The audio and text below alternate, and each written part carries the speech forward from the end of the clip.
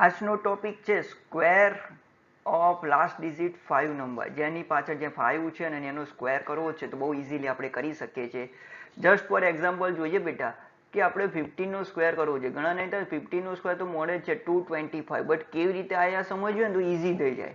Like 5 નો square શું છે 25 અને 1 પછીના નંબર સાથે મલ્ટીપ્લાય કરીશું. 1 પછી શું આવે છે 2, 1 2 ઝા 2.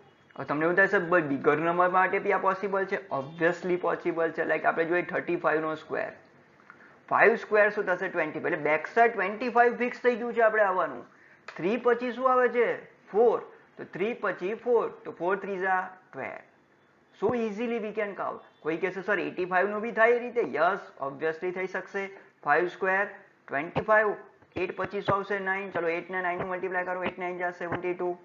એટલે જેની પાછળ બી 5 આવે છે એનો સ્ક્વેર આ રીતે કરી શકાય છે, રાઈટ. તો કોઈ બી ચલો તમે કહી શકો છો 95 નો સ્ક્વેર શું થશે, તો 5 સ્ક્વેર 25, 9 પછી શું આવે 10, તો 9 10 ઝા 90, તો 95 સ્ક્વેર ઇઝ 9025.